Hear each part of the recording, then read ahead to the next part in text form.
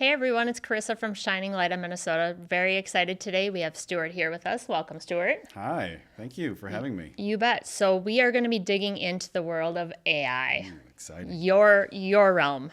Yeah. Let's get started and tell everybody where you got started and how you got into the AI world. I'm going to add something onto that. Yes. It's going to be so much more boring because we're going to talk about the AI policy and the That's rules. That's not boring. That's exciting. Yes, yeah. The governance, all the fun stuff. Yeah, yes. yeah. So we're going to talk about what you can't do as well as what you can do. I got started in AI very similar to most people. You know, AI was this thing where I was able to use it to revise drafts. Yeah. You know, I was writing emails and I was like, I could write that a little more professional. You know, one of my favorite prompts, I still use this today, is put this at a 10th grade reading level, make it professional, and take out any dashes. Because AI has this proficiency. It always puts these little dashes in it. One or two, no matter where. Yes. Yeah. Yep. And you always know that somebody's written something with AI. Because it's like, let's go take the dashes out. You take the dashes out. So that's a part of my prompt that I give it. I say, 10th grade reading level, make it professional, take out the dashes. Yes. And usually I'll give a draft like, hey, here are my thoughts. How can we make this better? And so that morphed into, and I'll be honest with you, AI started in this space where that was really the extent of what you could use it for. Right. I was trying to write code with it, and it just was very difficult. Yes. These models were not very sophisticated. This was 3-4 years ago. And it has been incredible to watch how fast AI has moved into that space where it is creating and writing things that are so far beyond where it started. Right. And so for me, in a professional setting, I was drafting, I was using it in that way, and then I slowly began to start working with it inside of a coding space. Yep. And so I have been writing Python code since college. Yep. I have dabbled in HTML. Right. And VBA as well. I'm not trying to give you my resume. Right. But yeah. Well, people want to know, like, is he established? Does he know what he's talking about? That kind of stuff too. Sure. Right. Yeah. Sure. And so I was effectively a business systems analyst. Yep. For a small shipping company, and I was able to create and write some analysis tools, and then I slowly started working with AI in the past 3 years. Yep. When it's kind of started slowly, gradually taking off. Yeah. Yeah. I think ChatGPT came out with their 2.5 model or their 3 model, and it was at this point where I was like, okay, it's telling me which libraries, it's telling me how to implement, what to use, how to use it, and the right ways to use it, not just what the rules and regulations are too. Exactly. And I was lucky enough to think about it in terms of a project orientation. You can't, and you still can't even do this. You can't say to AI, hey, write me code that goes here, that pulls this, put it into this, and then have it pop out this.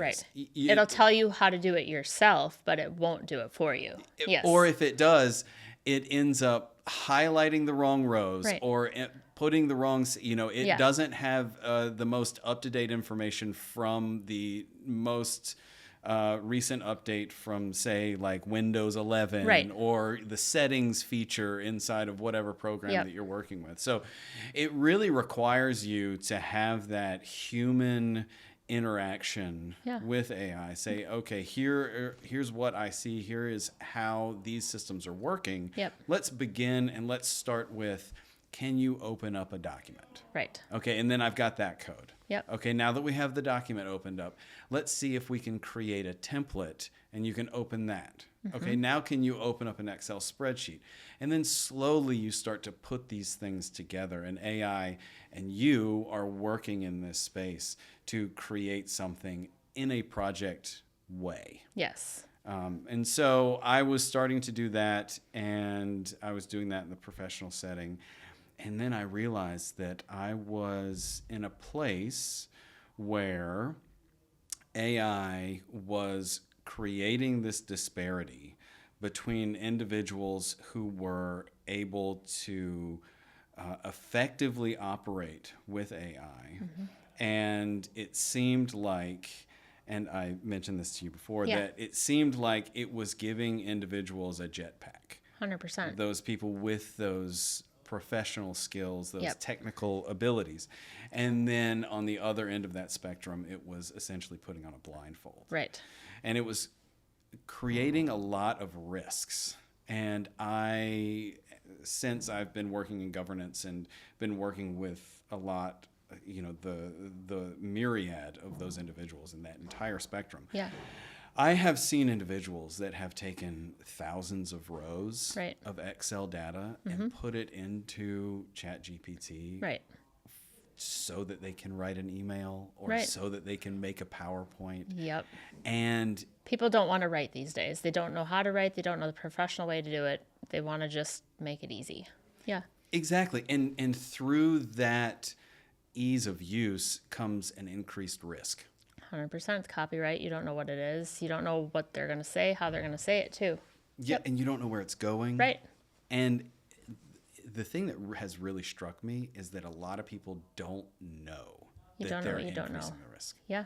They don't actually realize that as they're putting these things into these large language models, that they have broken a rule. Right. That in some ways they've broken laws. Yeah.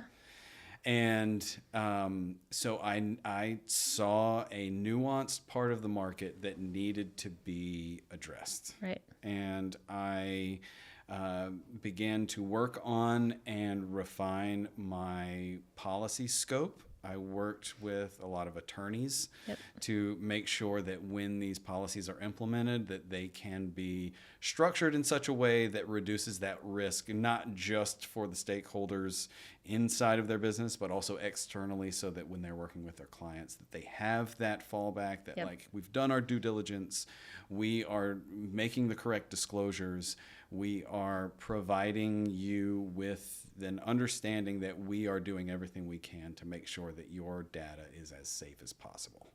Well, we have a lot of viewers out there too that probably don't understand when you get the free version of something, it's not always the safe version, right? So you get the free version of ChatGPT and they start putting in all the personal stuff or all the stuff that they want. There's not always a safeguard to it, so your information can be leaked. Absolutely. It's funny that you mentioned that because I take the same approach with my daughters and their we actually absolutely forbid social media, but that's because they're too young. Yeah. But when we look at and providing them with educational apps on their screens, we do our best to pay for an app. Like, I would much rather pay $3 or $4 to buy an app so that I can ensure that my daughters aren't being tracked or that their information isn't being shared or that somebody's not trying to sell them something. You know, a friend of mine said, if you are not being offered a commodity, then you are the commodity. Right. That your information and your eyeballs and your attention is what's being sold. Yes. And oh my gosh, that just it hit home. It hit home, absolutely. Yeah. Yep. And the same is true, like you're saying, with a lot of these models, is that it is sometimes in the world that we live in right now, hard to see that, it's hard to see beyond that free. Yeah, it's free. Let's quick heavy type of paper for me and let's not look it over and let's just submit it. Absolutely. Wait, what? All the stuff in the middle doesn't make sense or it doesn't sound like me or it's something else? It's not going to fly. Yes. But people are passing tests and people are passing papers and it's not them at all. So, yes. It's great that teachers and school districts are finally coming to realms with, hey, let's check if this is copyright or if this is ChatGPT and all of that information too. Oh, you bring up a great point. You know, there's this educational aspect of AI. I've even heard of, and teachers will have students write essays on a piece of paper in class. Imagine that. That's how we used to have to do it, right? Right. Get out a pen and paper and write it down. Yeah. Yeah. Well, and it essentially is changing this idea of education, right? Where, you and I used to have to handwriting. We would go home and we would write it, or here's a 10-page handwritten paper on college ruled paper. Exactly. Exactly. But now it's, hey, you're going to do that in class. Yeah. And so if you want to do your research outside of class and you want to use a great learning AI, tool. Exactly, it turns it into a learning tool. Yep. And treating it like a tool, I think, with little turns, not just educators, but business owners, absolutely, stakeholders, turning it ever so slightly. Help me understand. Let me work smarter, not harder. You can put guardrails in. Yeah. And that helps. It gives people that push that they're looking for, as opposed to just making it just 100% ease of use. Yes. Now I can do this thing and I don't have to put any effort into it. Yep. You're actually turning it into something where people get something out of it. Calendars, scheduling, bots. Let's talk all that fun stuff now. Oh, sure. Let's switch that realm and go to all that stuff, because we started talking ease of use and tools. Let's get into that in the governing sectors that get into the scheduling and all of that with it. Sure. So calendars and, well, you and I were talking about a second brain, right? Let's let our viewers know about a second brain and what that is. Sure. A second brain. And honestly, I think that the interpretation around a second brain can be subjective. Yeah. Right. People like it. They don't like it. They might not know about it, but yeah. Or if there is a different way that you can adapt to it. So currently, I have put this in place and I've used the Google Suite, because Google Workspace is just a wonderful, all-inclusive place where you can Google Sheets and Google Docs integrated with Google Calendar, integrated with Google Keep. Yep. And so what it is essentially a place where you put in your ideas throughout your day. Yep. Okay, I'm just going to throw a whole bunch of ideas. It's more or less like a brain dump. Yep. And then you set aside some time during your week. I have two blocks during my week, of which I take about 30 minutes, and I go through all of those brain dumps and I organize them. Yep. And if I need to set up a time where I need to create a Google Sheet or create a Google Doc or something that I've already created, like I have an Etsy a store where I have some Excel spreadsheets and some Google Sheets that I offer for sale. And I need to integrate those into this idea that I've put down, but then I also need to put that on my calendar for outreach or as a reminder in some capacity. Essentially what you're doing is you are moving your brain away from that analytical and focused and I'm going to do this, then this, then this. This is my checklist. Yeah. This is my checklist. Yeah. You are offloading all of that. And you're putting that into a space that is set up to remind you of those things, that is set up to expand how much or the capacity by which you can have on various different topics. These are my tasks, and this is a sequence to complete them, and everything else kind of sort of in a AI world. Yeah. Exactly. And as you move your brain, your first brain, away from that structure, you allow space for more creativity. Yep. You allow space for more of that brain dump. Right. To kind of feed that cycle, right? Because once it's out of one brain and onto the other brain, then you have more room to delegate to other areas too.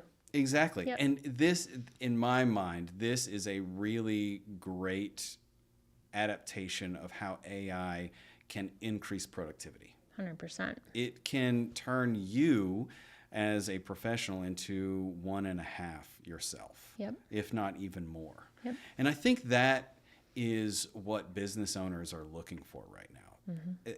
I don't think business owners are really looking to fire people. Right. They're not out there like, hey, ChatGPT can write these emails. Right. And it can do this chat bot for my website.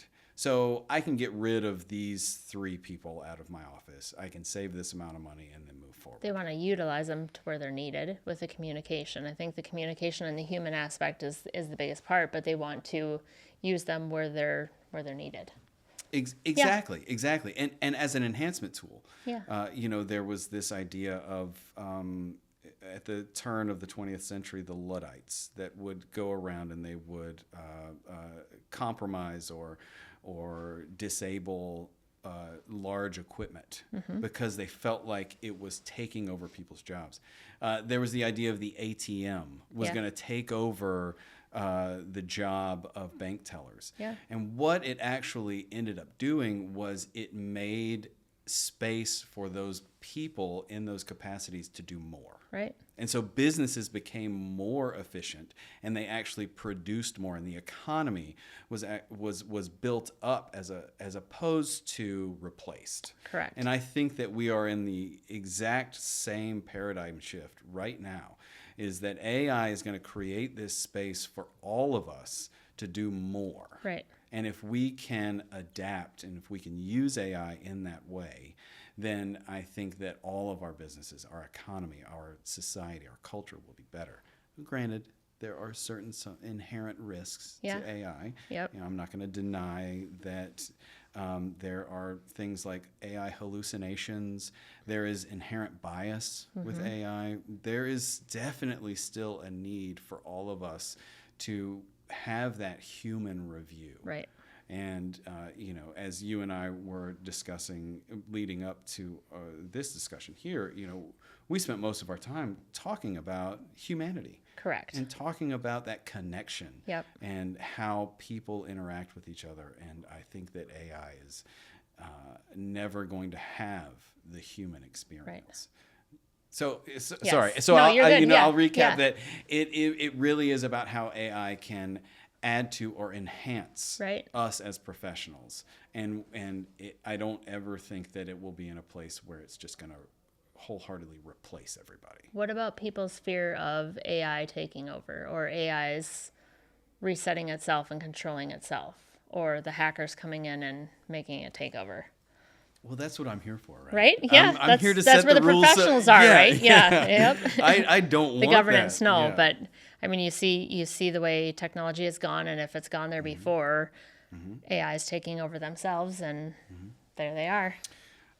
So the name of my company is Velocity. Yes. Automation and Management Partners. And the velocity by which AI has moved in the past 10, 15 years is, in a way, I don't think that I would ever be able to make a prediction about what that is. Right.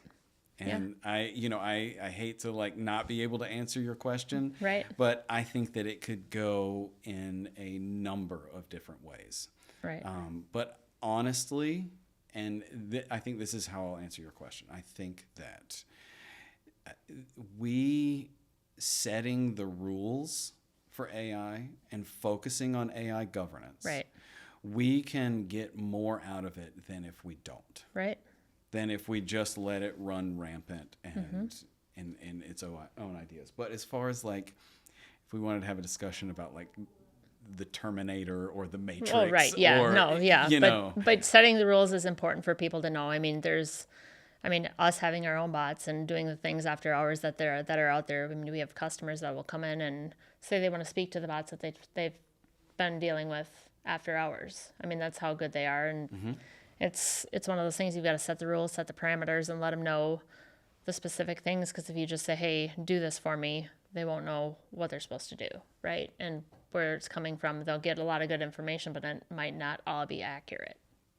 So, yeah, absolutely. Yeah. AI is certainly far from, and here is where I think that AI could make a big difference, is that right now, and I mentioned AI hallucinations. And it's kind of, hallucination is not exactly the term that should be given. Right. It's really just making stuff up. Yeah.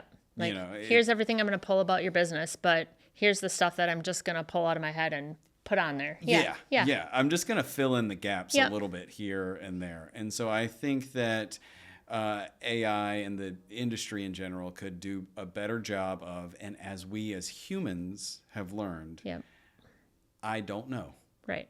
Just simply, I don't know. Instead of I'm going to fill in the blanks and make it sound good just to make it sound good. Make it pretty. Yep. Absolutely. And, we as interacting with these systems are able to say, okay, well, how do I work around that? Thank you for being upfront, making sure that you're not going to give me the wrong information or lead me down the wrong road. Right. And, just like with anybody else, if you do start on that wrong road, it's just you just end up in the way off track. Yes. And, AI certainly has, and I've been in situations where I've worked on projects where AI has led me into the wrong place. Right. And I've had to basically wipe the slate clean and start over. Yep. I mean, you start talking about AI and cars driving themselves, Blue Cruise, everything like that. There's so many different worlds and realms, but there are still so many generations and people out there that are still very scared to use it and won't use it. And it's interesting to see what's going to happen with the ones that won't use it. Yeah, the autonomous vehicle revolution. I kind of have a theory about this, in that we still have cars on the road today that don't have to have seatbelts. Right. Because they were around before the laws were made, where seatbelts were implemented. But with cars that were made a long time ago, they last a lot longer than the cars that are made these days. That's true. Dexterity-wise. That's true. But having Blue Cruise on your car, having self-driving cars is a really nice feature. I'm in the car a lot. I really enjoy having those automatic features. I'm not going to lie, I do like it and I use it a lot. So it's one of those features, but it'll be interesting to see no seatbelts, the dexterity, the life of the cars, what that'll look like too. Yeah, and I think my point is that no matter what law is created around autonomous vehicle driving, there will always be those individuals that say, I'm not doing it. I'm not going to do it. Right. Yeah. Yep. Like I just drive like with my anything. car. Yep. I'm going to do what I do. Yep. Even though, if we could, like talking about wiping the slate clean, if we took it all away and we said that every single car on the road right now has to be self-driving. People still write pen and paper everywhere they go. So yeah. Exactly. I mean, we were talking about copy and paste being a struggle for some individuals. Computers, telephones, cell phones, anything. Yeah. Yep. Absolutely. But certainly if every car on the road right now was self-driving, one, traffic wouldn't be a thing. Right. And two, it could because they might get in accidents. They have to learn right away. So you never know. Yeah. Exactly. So yeah, I think that there will inherently always be the human limitation of the advancement of AI or any other technology like that. So what's next with the governing and the laws? Do you think what's coming your way? I think that the international perspective on governance is probably the next big thing to take hold. Europe has set some really strong regulations. Canada is at the forefront of this. The United States is working on, and some independent agencies and businesses are really kind of leading the scope when it comes to governance. But I think that it's also going to fall in line with a lot of other industries when it comes to regulation. China has their own way of looking at and following rules when it comes to... But different countries have their own technology or their technological levels too. Like we're a little further behind than other countries as far as where we are advancing too. So that's interesting to see. And honestly, in addition to that, I think it also comes down to power generation. So who is going to be able to create the amount of power needed for these data centers? Right. And that is a huge part of this puzzle. It's not just about AI and how much AI can move or how quickly it can move. It's about where is the data coming from, where is it stored, and how do you keep the lights on in that building. And those are popping up all over now these days. Yes. Yeah, and then there are political ramifications when it comes to this. Absolutely. If you live near a data center, you are not happy. No, and not I don't at all. blame you. Right. There's that hum. The hum and the buzzing sound. Yep. Oh gosh. Yeah. Fingers crossed that I live in a place where you're far enough away. Yeah, I hope so. Yeah. But at the same time, there is a reality that people live within those spaces. And I think that we should, as not just stewards of the technology, but stewards of our planet and stewards of our culture and individuals, we have to realize that we are exposing people to, or we are making a trade-off. And that trade-off is people's well-being. So that we can, for the most part, write a better email. Yeah, right. You know what I mean? Faster, smarter, harder, just to get it out quicker, right? Yeah. And so what is that trade-off? And I wonder if is it worth it? Is it not? Yeah. Is it worth it? Yep. Yeah. No, that's a really good question.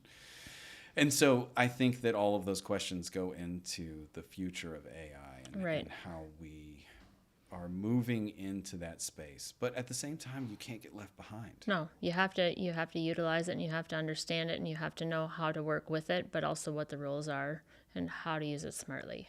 Yes. As a tool, not as a shortcut. Yes. Yeah. Yep. So how did you originally get into coding? Let's tell our viewers a little bit about that. Yeah. So I was an economics major at the College of Charleston in South Carolina. Don't ask me why I left the beach to move to the tundra. Yeah, but, why are you here in the snow? I'm trying to get away from the snow, right?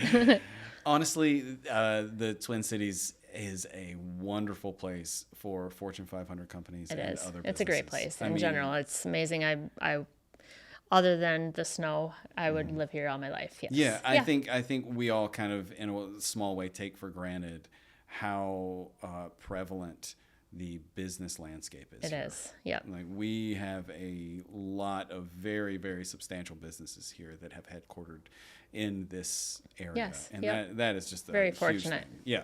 So the Twin Cities was certainly a place where I felt like I could grow a career and be here for a long time. I got into writing code. My international economics teacher, I was working on a project, an infographic, a visualization for him.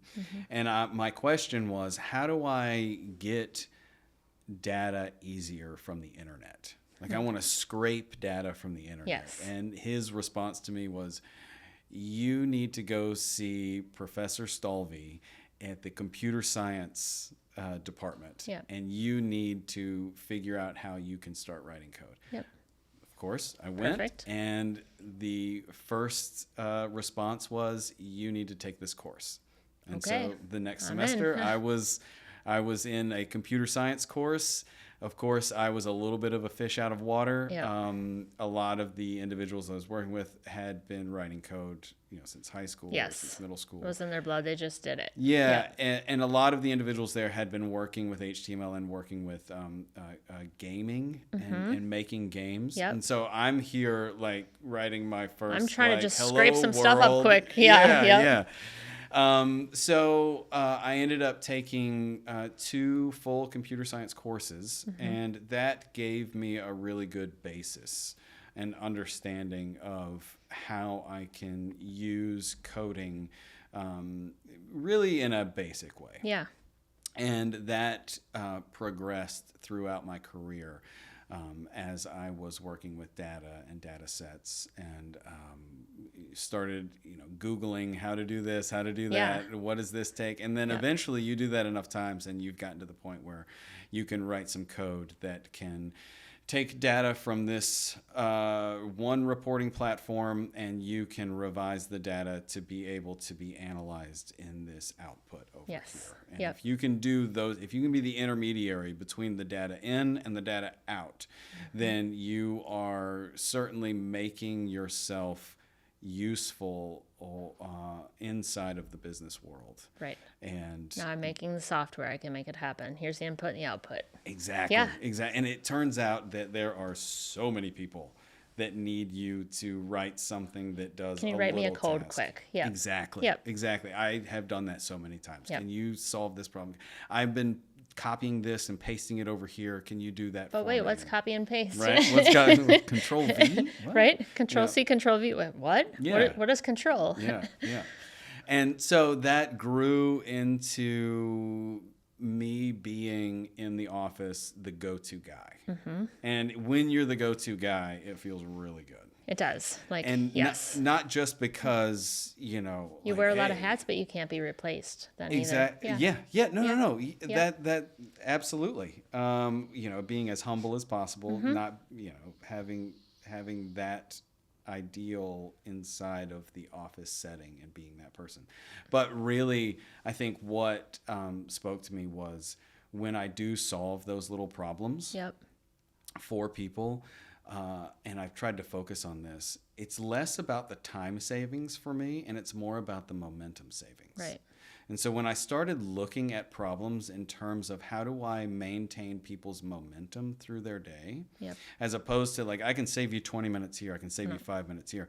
I want to save you that headache from going into your next task. Right. Let's create the momentum and keep it going, flowing flow. Through the flow. Yep.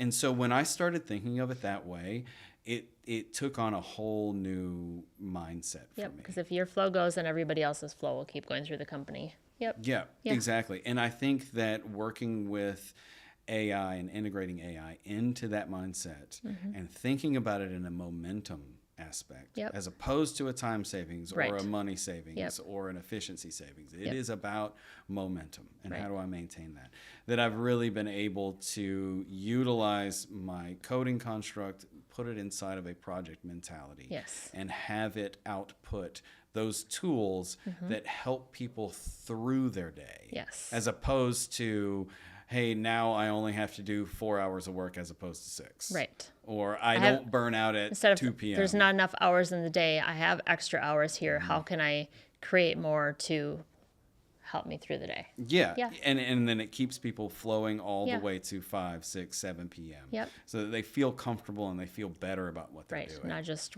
wore out and stressed out and on to the next day getting through the grind just to get through. Yeah.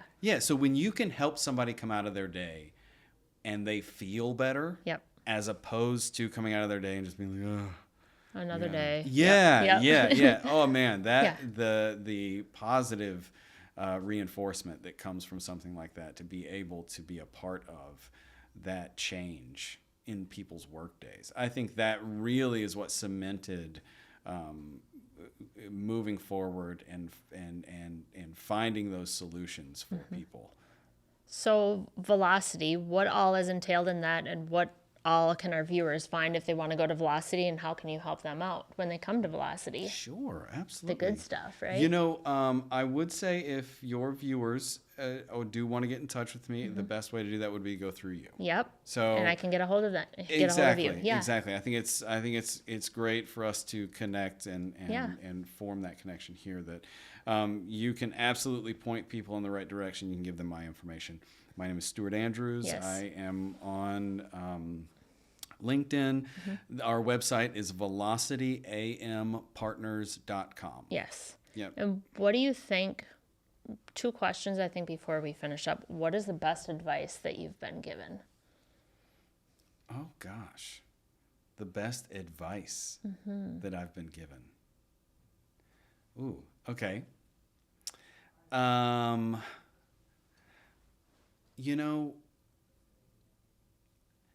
I was told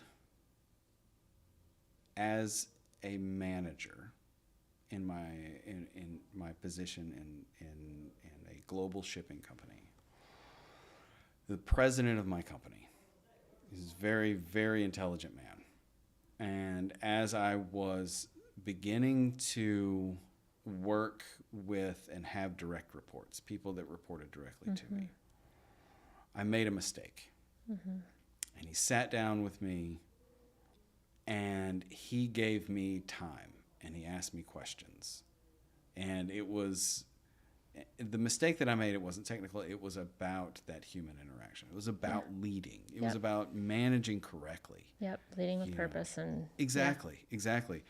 And I made a mistake, and at the end of the conversation, and it took me some time to really reflect on what had happened. I really didn't get reprimanded. I didn't receive this a different manager would have probably gotten a little bit upset, or, whatever that means in terms of correcting an individual. And what he said to me, I'll never forget it. He said, great leaders don't create more followers. They create more leaders. Yeah. You need to think about everything that you're doing. You should be trying to, in that interaction with that individual, you should be doing what you can to make them a leader. And if you think about it that way, you will absolutely change the way in which you manage people. Yep. Because you will no longer think about trying to correct them or trying to make them do what you need them to do or put them in a place so that they're doing. You will try to empower them so that they will create that environment around themselves. Amazing. About leading others. Yep. So great leaders don't create followers. They create more leaders. Amazing. Yeah, I thought that was great. Yes. And question number 2. Sure. What do you want to leave with our followers? Oh, what I would say is that it doesn't take just a business owner to utilize our services. Yes, we create efficiencies for people all the time as well. Not only do we work in the governance space, we can write you some code to get on the internet and file that thing that you really don't want to file, or do that booking that you really don't want to do. We write all of those things, and we are very autonomous in terms of how we work with people. We are not trying to sell you on the next serviceable piece of software. We're not that. We are very, very nuanced, and we will work with you to create those things. Also, what I would say is, I think this is the most important thing, is that governance and rules with AI is different than many, many other places in the business world where rules are needed. Right. Because when you put these guardrails in place, when you give people that scope and that structure of what they're allowed to use and what they're not allowed to use, what you're doing is you are essentially creating this additional hire, that AI becomes a part of the team, and that people start working with it. Exactly. And they start working with each other. Yeah. You have to set the governance in place, and that is exactly what we do when we come into these small businesses, is that we create the policy under the perspective that your team is going to treat that in a way that it helps enhance and bring everyone together. It's like another teammate. Exactly. Yeah, it's another tool or a teammate. Yeah. And that's how I see AI is going to come into these businesses, and it's either going to separate people or it's going to bring people together. And I think that it requires some work and some effort on the behalf of stakeholders and managers and owners in order to create that space that brings people together. And I would say that we are unique in that we're not just giving you policy outlines. Right. We're not just training your people. Right. We're not just auditing your AI. You're making it as a whole. You all have to come together. Exactly. We're helping you and your team look at AI as a way in which everyone can be brought up. You and your team can be more productive, and your business can grow. Yeah, and all the fun things that are out there to utilize. Yeah. Oh, and there's so many. Yeah. Oh my gosh. And you could just go through a list, and everybody's like, "Wait, what? What is that? And how do we use it? And what?"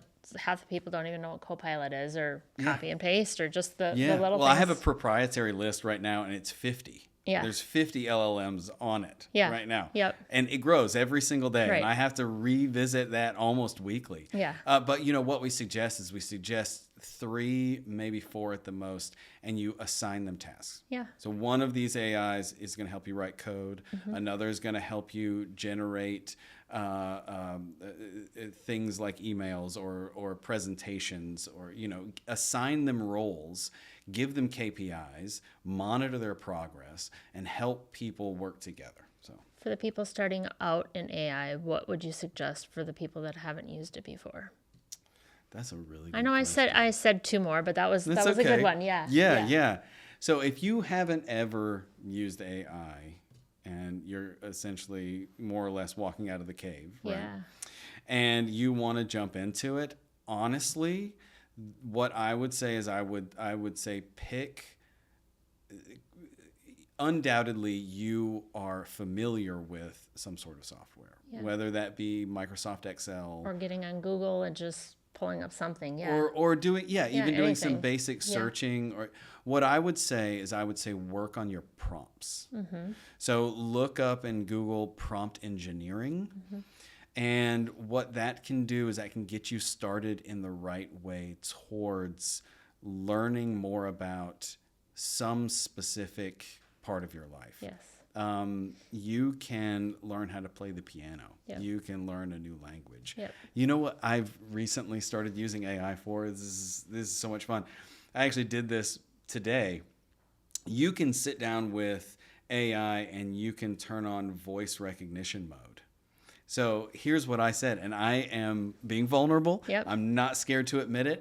I had a mock interview of a podcast. Oh, fun. Because I wanted to make sure that I was not a fish out of water. Well, right? A lot of times people are coming to me and they're like, I'm so scared. I'm like, it's just you and I having a conversation. It's fun. Like there's no cameras on. It's just, it's a fun conversation. Yeah. So with anything, if you're doing a business interaction or if you have a meeting with your boss or I want to quick throw something together for my sales team. Here, let's pull something together, but then it's making it your own, right? Exactly. Yeah, exactly. It's just a tool. You are using AI and adapting it to what you need. Yeah. Right. Let me pull it together, but then you put it in your brain and you make it your own. Yeah. Yeah. So really, I think the best way, if somebody is walking out of the cave and is just get started. Yeah. Just ask it something. And look it over when you're done, because whether it's a spreadsheet or anything else, it's not going to come out the way you want it. Don't put You're gonna miss sensitive a line. information in Nope. there. Don't Yep. put company information in there. Don't put a spreadsheet in there that you don't want in there. No data. Yes. No data. Yeah, yes. absolutely.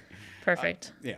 No, thank you. Yes. That's a really good question. Yeah. I like that question a lot. And what's your favorite food? Ooh, favorite food. Fun stuff. Well, it's Tuesday. It's tacos. Yeah. Yeah. And family. You have a wonderful family. I have 4 children. Yes. Yep. They are the light of my life. Absolutely. Amazing. I took my son. He is 2.5. He will be 3 on Halloween. Oh, busy. Yeah. Fun. And so yesterday, he rode his Strider bike and I rode my bike down to the lake and we went fishing. And Yes. it was just, Amazing. Your whole heart is there. Yes. It was just so much fun.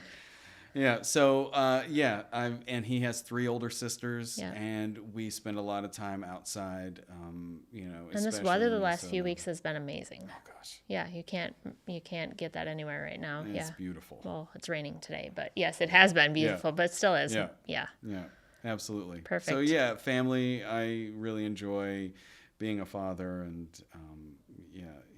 being a husband. Yep. All that stuff. Yeah, absolutely. Again, talking about the human element, like we're all still humans. Yes. You have to have that human connection, even with the AI. You're not going to have your jobs taken from you. You've got to have the connection. Exactly. AIs don't have the human connection. Exactly. So no matter what you do, you've got to connect. Get and out it there. can help us. It can help us be Socialize. better in our professional settings so that we can compartmentalize. I use it for my schedule. I use it for my emails. Help me summarize all my emails through the day when I'm not here. Help me pull my calendar together. Help me when we're not working, have someone answer the phones, whatever it may be. Yeah. Yep. Absolutely. Yeah. Yeah. There's so many different tools out there. They've just got to use it. Yeah. Yes. Yeah. That's great. Well, we appreciate having you on today, and thank you all for being here, and let's continue to shine a light. See you guys later.